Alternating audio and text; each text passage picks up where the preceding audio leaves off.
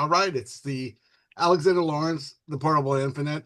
This first one we've done, we started out this year strong, and I interviewed like Gang of Four and all these great bands at the beginning of the year, and then it just kind of because I was had other things. I'm taking classes and doing a lot of reading and stuff, and but after I did the Ulysses in '80, whatever, with a big group, online group. Um, and I found out about that group because I did my own chapter by chapter Ulysses like a year ago, and then I So found out fun. some other guys had done it.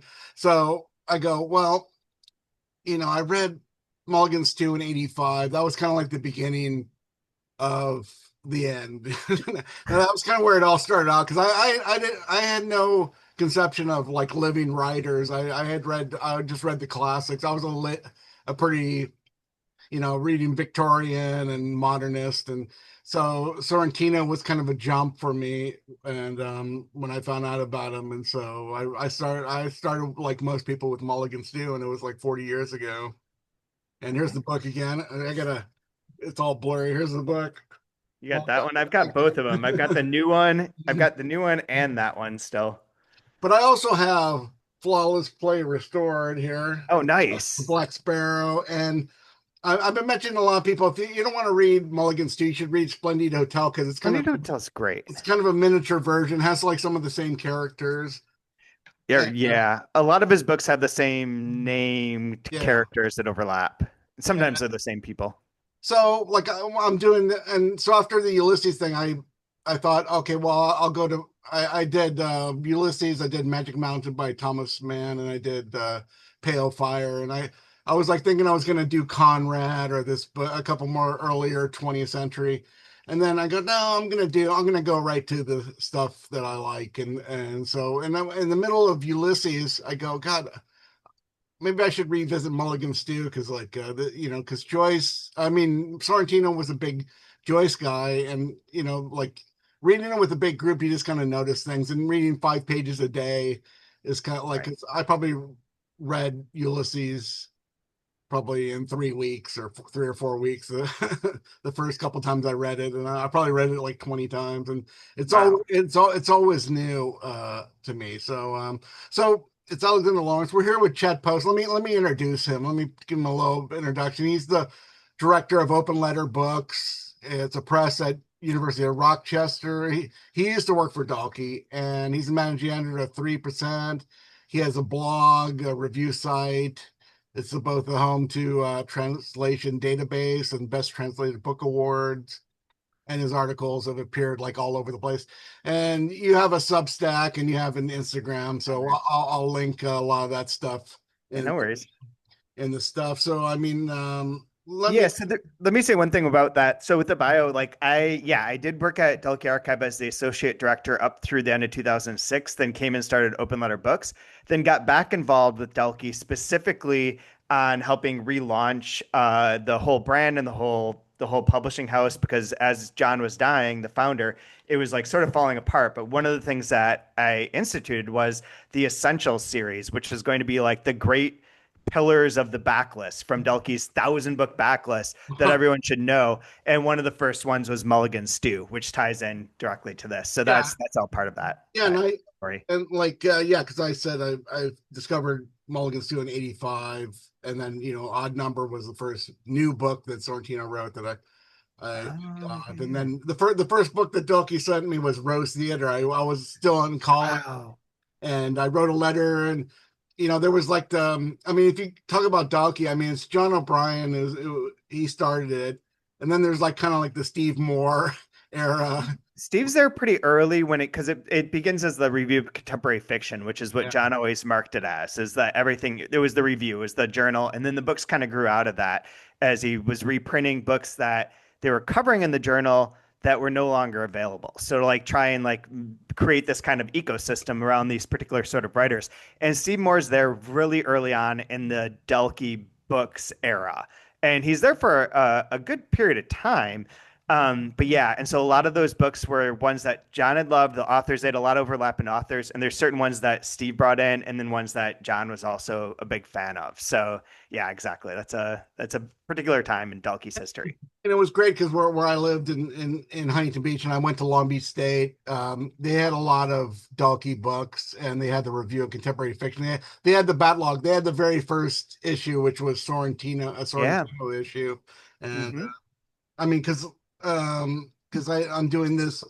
I mean, I also mentioned like in the reading Ulysses in the '80s, they had like some people come on, and that this is what this is like a like an Yeah. outside source talking, and so yeah, so and then here Oh I yeah. since I listened to your thing, I didn't even know this existed because I haven't read any of the new ones. I mean, I have some of the older ones. I have the Volman, Deitch, Oh and the yeah. Yeah. Foster Yeah. Wallace one back here because somebody gave me like a load of old Volman books. You know, she didn't want them Nice. anymore, so I'll take them. You know, I don't have some of the, you know, I left a lot of my books I left and a lot of my review of contemporary fiction I left in New York, and they're probably somewhere at the Strand bookstore or something. Oh yeah. Of course. Of 'Cause I course. couldn't bring everything back with me, so I brought a little bit. But yeah, this book was very good. Whoever did it put it together.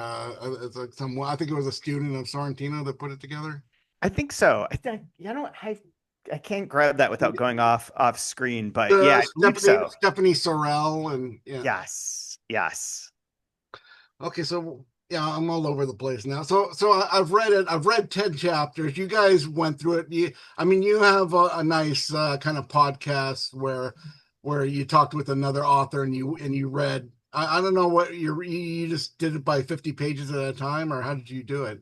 Sort of. We always break it up. I usually break it up based on the number of months, or the number of weeks that we're going to do, but generally add up to about 65 pages a week is kind of what our guess is for these longer books. The podcast you're referring to is called the 2 Month Review, which is a terrible title, but the idea was that to take 2 months to read a book instead of just like the normal speed of the industry now, as a book comes out and then it's reviewed maybe that weekend and then it's gone. And the idea was like you weren't reading these books, they're just like objects of like cultural discourse that get like just passed by so quickly.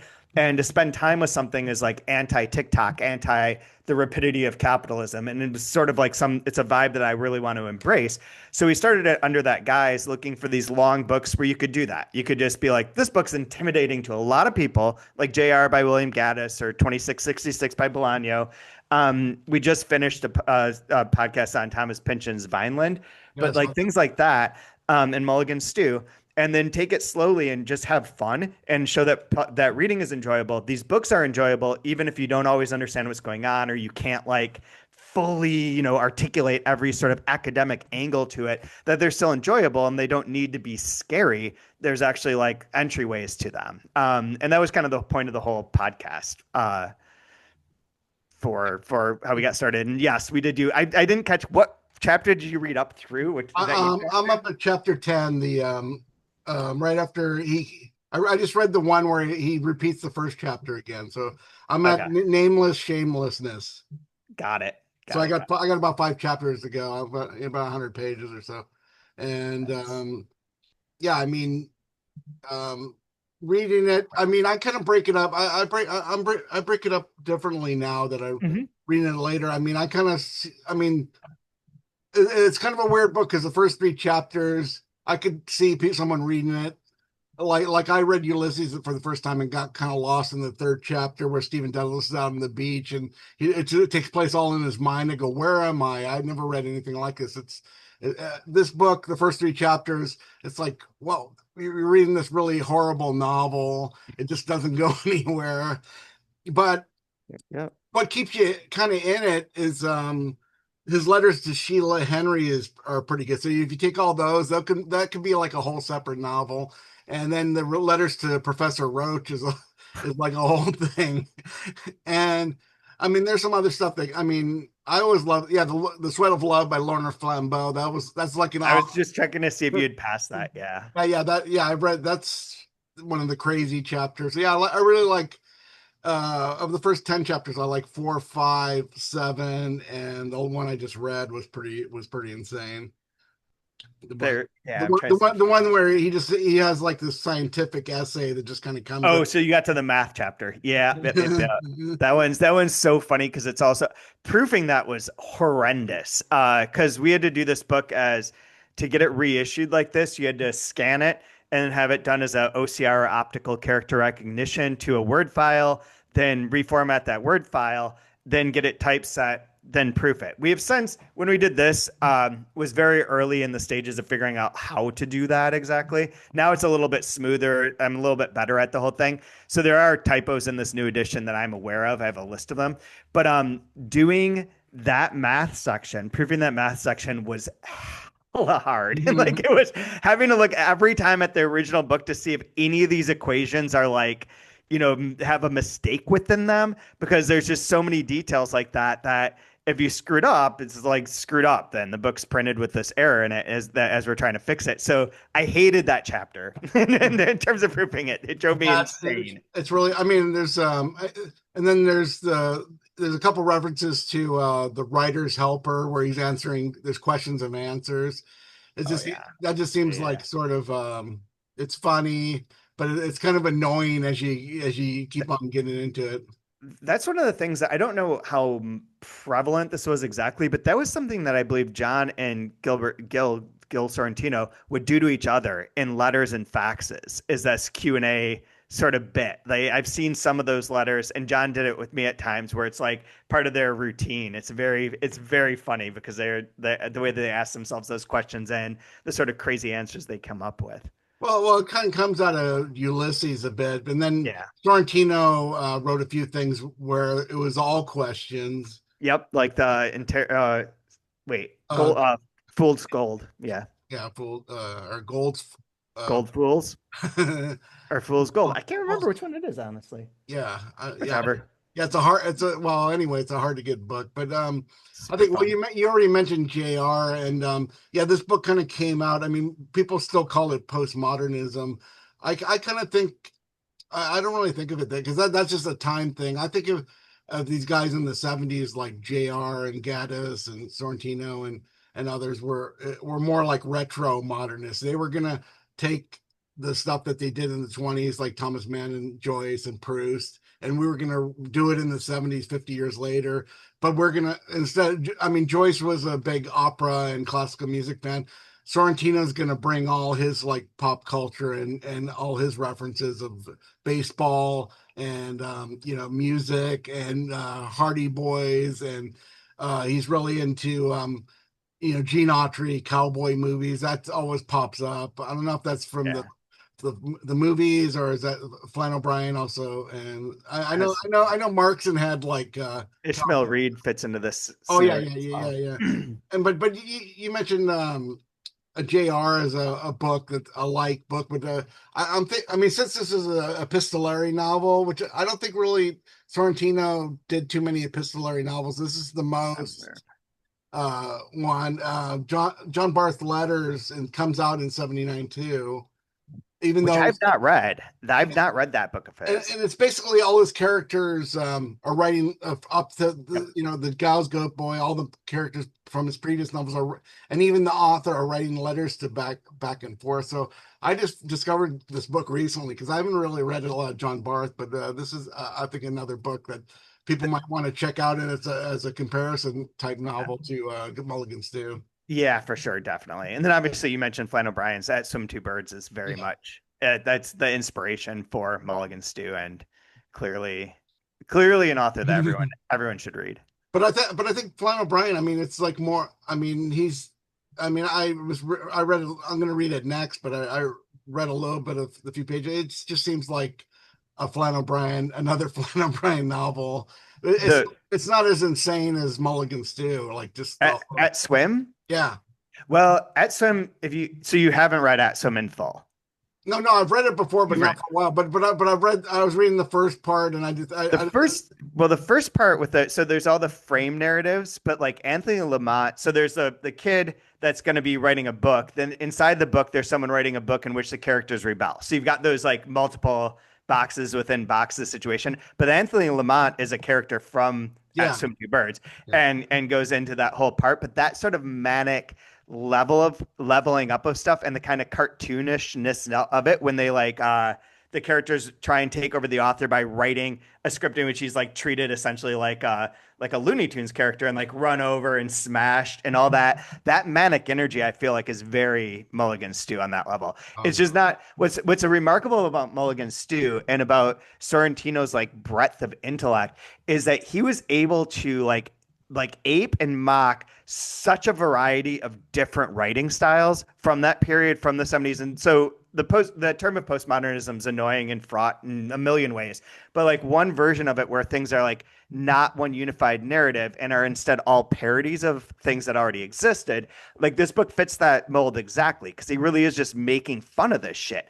And in certain ways, like that can slide by as like a really good satire. Like the sections where the detective part of it, where like the kind of the they're it'll be like, how long did it take to get to the house? It's going to take as long as the line lasts. It's this awareness of like how those things are written and like how that writing is so falsified in various ways that makes it very playful and like a satire on like literature as a whole. And that element of that vibe, I think, is in Flann O'Brien's At Swim 2, where he's sort of goofing on the mythical stories and goofing on what a traditional like Irish novel will be of like a kid with, wise aspirations, but is also like kind of a lazy drunk. Like all that kind of like spirit of that, I think is really embodied in Mulligan Stew. So those two are, I think, are really good like pairing in many ways for just anyone who wants to read books of this sort.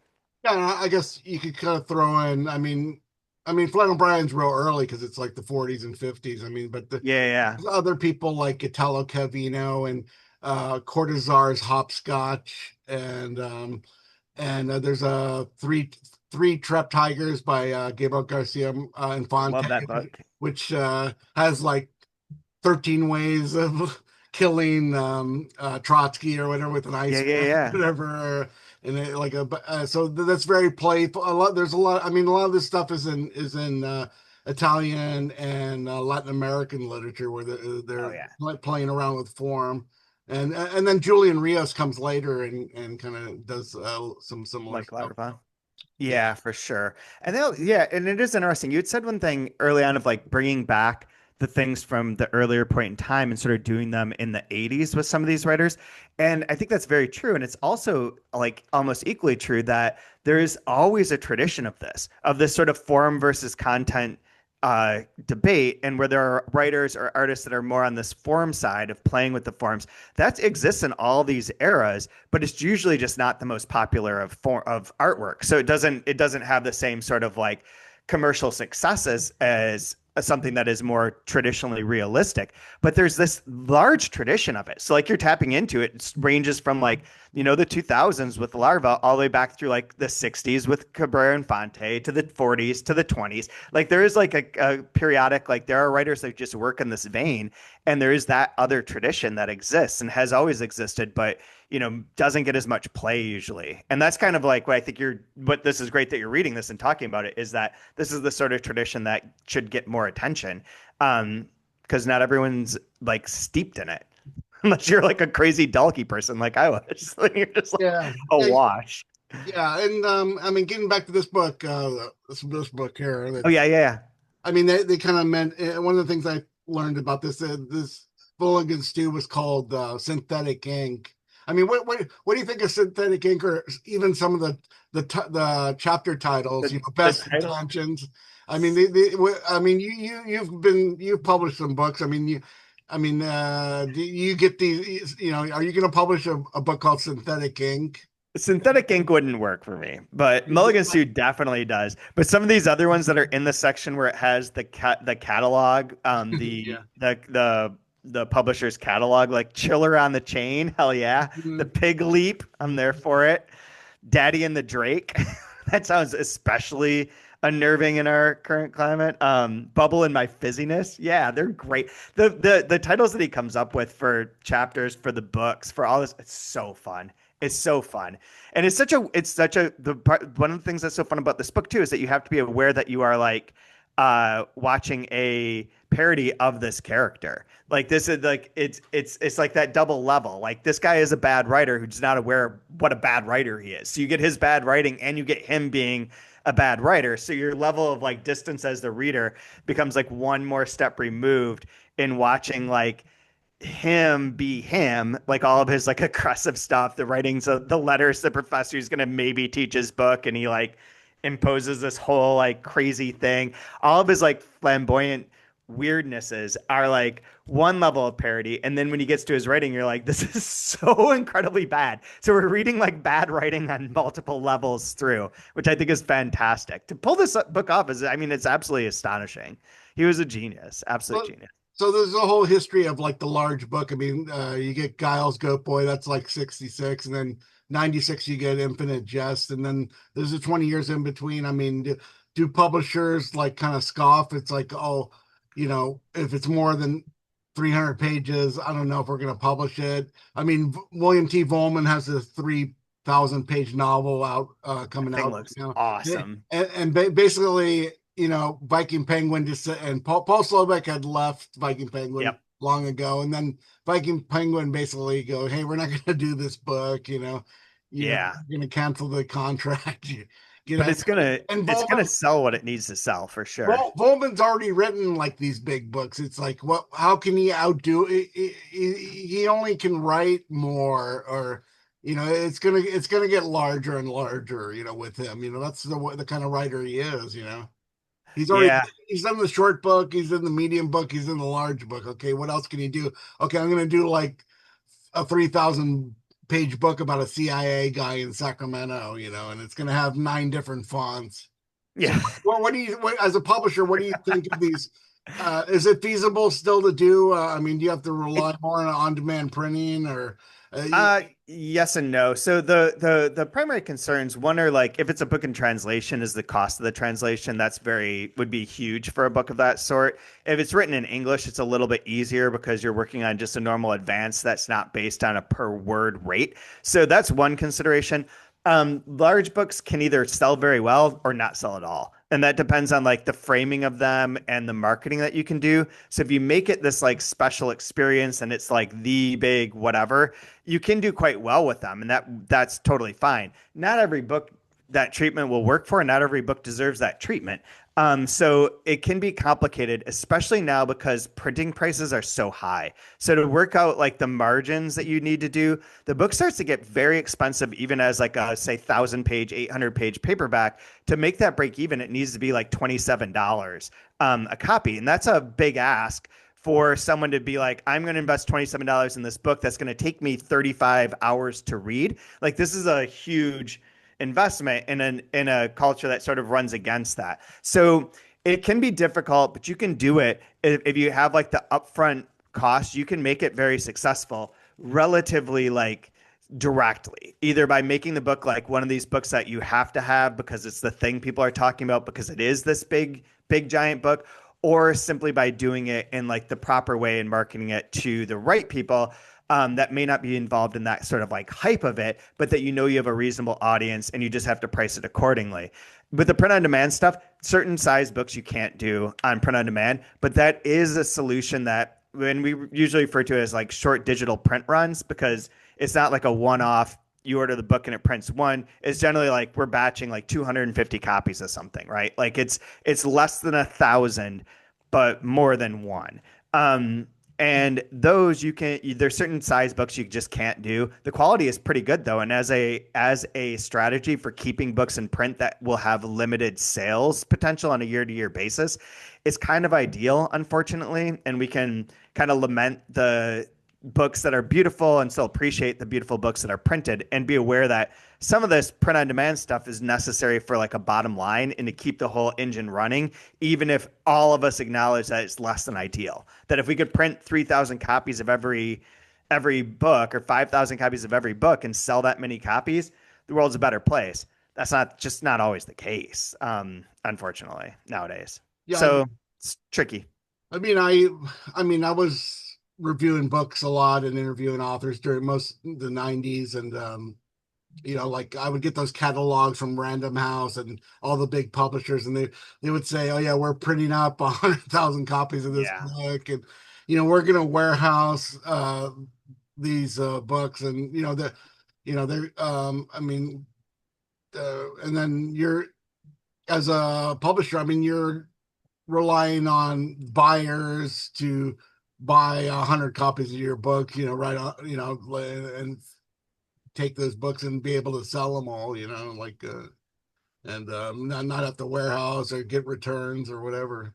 Yep, and that's the thing. If they're sitting in the warehouse, not doing anyone any good. And there's so many the whole chain from author to reader is so mediated now that even from our perspective, our sales reps, we pitch our sales reps, they pitch to the buyers of the stores, they give the information to their booksellers, they give it to the audience. We're so far removed that like being able to really impact that chain, you have to do inventive things. So if you want to do like a big book like the Volman book, that's coming out and it's from I forget what the name of the press is. I Arcade.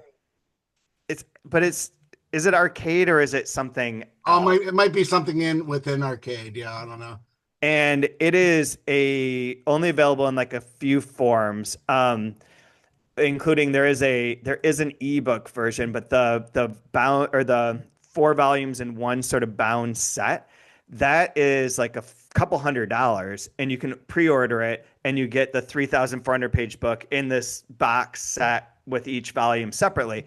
That is the way to do this, is that you take those pre-orders. That is for that group of people. Will this book make the amount of money that like a bestseller would, or a book that was printed in like some way where you're pushing it out through Costco to everyone? Absolutely not. But this is a feasible way to do a 3,400 page work of art. This is how you just do it. So it's possible to do any of those things. You just have to like navigate whatever it is to be able to get to your right goal and not lose sight of that. What were since you were associated with the Dalkey Archive? I mean, what were some of the biggest books that they did? Well, we would when I was there, we did do the Three Trapped Tigers was gigantic. That's like a 500 page book. Terra Nostra was Did, probably the did, longest by Carlos Fuentes, and then right after I left was News from the Empire by Fernando Del Paso. Those three are all huge. Oh, and we did reissue and are reissuing now The Making of Americans, which is one of the longest books ever written by a female writer, by any writer, but it's worth noting for that. And I just read that. I just had to proof that whole book like earlier this year. And so it is coming out again. That would probably be the longest. the three Trap Tigers go out of print from the original one? It had gone out of print from Godine, and then we did Oh, it at Delkey, and then Delkey's is out of print, and it's not available right now. One other one that we did do, oh shoot, what was it? I just thought of. there Oh, was Larva. Larva's gigantic. yeah. Proofreading Larva killed me the first time. I'm gonna have to do that I again. remember Miss McIntosh, My Darling was, That too. Yep. but no, I was asking what were the biggest sellers, like not. Oh, biggest sellers. Well, I was there and was responsible in part for the third policeman being on Lost, on the TV show Lost. Well, I wasn't responsible for being on the show. I was responsible for like the sales of it and the marketing and promotion of that. That book sold like 30,000 copies over the time I was there, and it continues to sell astronomically well. So that was the biggest one. And then the second one was Voices from Chernobyl, which is a book that I'd help acquire and edit and get Keith Gesson to translate, and then helped get it helped that it won the National Book Critics Circle Award when I was there. So it was selling it astronomically well. And then obviously after I left, she wins the Nobel Prize, and that book is like a giant bestseller. The Annie or no? Annie or No, that was out of print from Delkey when I got there, more or less. It was like the paperback it cleaned out was around, but it wasn't. It was everything had moved to 7 stories, so that was just kind of sitting there. What about Momus? Like how did he get Oh, involved with Dalkey? that one's not from me. That's from editor afterwards. I believe that's Right, from right. Oh yeah, yeah, yeah. Jeremy Davies. That one wasn't mine, but I think that book is extremely funny. I wrote about it some years ago when I first read it and thought it was just absolutely like hysterical Yeah, and because dirty. yeah, because I know Momus. I've known him for almost 30 years now. But I was Oh wow. and yeah, I didn't know he had a book on Dalkey. It's kind of weird. And then yeah, he moved that editor moved to Crown or whatever, and he did another book with the the that editor. I think at more New Yorky publisher. I think the next one. FSG. Yeah, yeah, right. Yeah, the same guy. Yep. Is that where Davies is that his name? Yes, Jeremy Davies. Yeah. Yep. So Okay. Skyhorse Publishing is what is under, and it is arcade, but it is the Oh, hardcover is $150 for a 3,400 page book in a box set. That is extremely affordable, in my opinion, for what that is. okay, well, let's see. I don't know where else to go. So, yeah, I'm kind of, I mean, kind of revisiting this. I mean, it's like Uh-huh. it's interesting that Sorrentino he wrote this book in 71 to 75.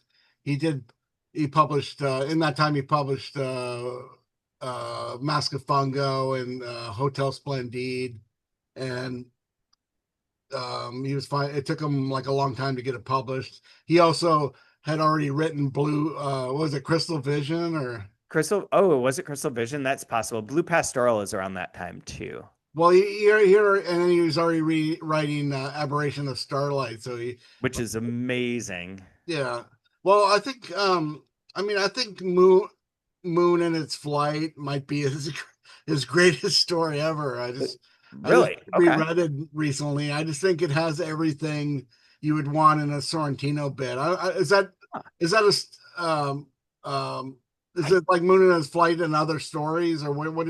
Yeah, I think it's just called The Moon in Its Flight, but it is a collection of short fiction, which I Okay. haven't read that in 20 some years. So my memory of that is Yeah, like I just reread it recently, and I just thought, and yeah, I kind of, yeah, because I was, looking because I'm such a big YouTuber and stuff, so I think like, and I'm where I watch a lot of stuff and book stuff, and Mhm. so like I was like looking around and I go, well, there's hardly anything Sorrentino on there at all, and then you guys kind of appeared like that was a year ago, right? Or when you did that? That was a couple of years ago, I Oh, think. Maybe I don't know. Time is elastic. I'm not sure, but yeah, it was. I feel like we do these things like consistently, so it'll be like 6 seasons ago, but I'm not sure when that would have been. so I bought that video I uploaded, the Sorrentino reading from '93 where he read Under the Shadow, the Lannon video with Michael, interviewed by Yeah. Michael Silverblood. Right. I bought it on eBay and then I had it digitized and I uploaded it. I was surprised it wasn't on there already on the line. Yeah. There's another one. You can find another Sorrentino thing, but there's very little Sorrentino online. I mean, me and you are kind of responsible for most of it. Oh, that's interesting. Yeah, I hadn't ever looked at that. I mean, his son Chris is a active writer and very well regarded writer, and has a Substack about AI and writing that he's working on right now. But he might have other videos that would be appropriate for that we don't all have access to. But it also like that was a time it was just before all this. I mean, when I started at Delkey, like email was still we were still faxing a lot of stuff. Like a lot of the authors, I think Sorrentino would call John, but I think he sent the corrections via fax like back then. So it's still like that pre-digital age where some things are recorded, but not everything. Not everything's on record at that moment in time. So it's kind of interesting that there's only one, but I'm glad there is at least the one that you uploaded because that's good to know. Actually, the first book I got published was the Grove Press. I was like work with Kintarski on this, and so there was a big Sorrentino interview in it. Yeah, yeah, yeah. Because he was a big Grove person. So this came out like in 1990. So that yeah. So and there's a larva thing in the back there. Oh yeah, the ad for that. Holy crap. So That's amazing. yeah, that's the first thing I had published. I mean, besides like some college newspaper and some book reviews.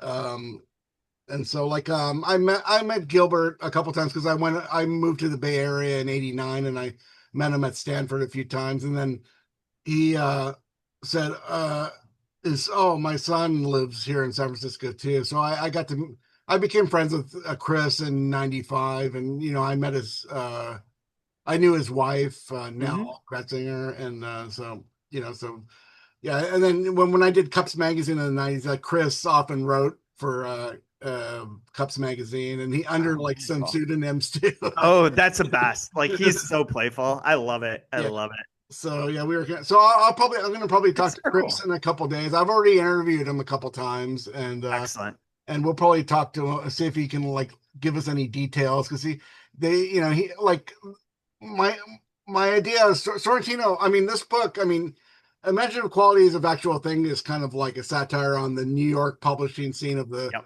of the '60s and mainly of the '60s and maybe the '50s and '60s, and a lot of the writer friends. But I think Mulligan Stew is kind of like talking about his experiences at Grove Press in '65 to '70. I think that's what it draws from a lot.